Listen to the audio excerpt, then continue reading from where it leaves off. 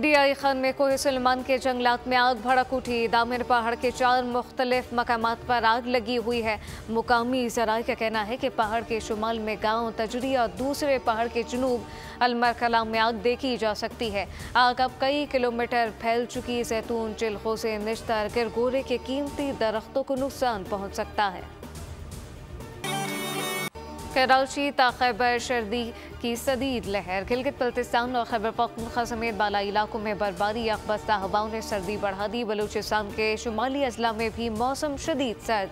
सवात की वादी कालाम में दर्जा हरारत -13, कल्लातस्तोर में -8, कोयटा ज़ियारत -7, स्कर्दू, चतराल और हिंसा में -4 डिग्री रिकॉर्ड किया गया। कराची में कम से कम दर्जा हरारत 8 डिग्री रिकॉर्ड किया गया।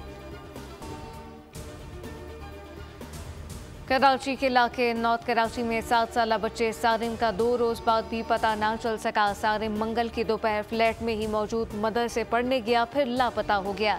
अहले खाना का कहना है कि कारी ने बताया कि सारिम पढ़ने के बाद भाई के हमरा वापस चला गया था। जिस फ्लैट में रहता है वहीं रिहायशी फ्लैट के अंदर ही मदरसा बना हुआ है। बच्चे की गुमशुदगी के वाक़े का मुकदमा बिलाल कॉलोनी थाने में दर्ज कर लिया गया।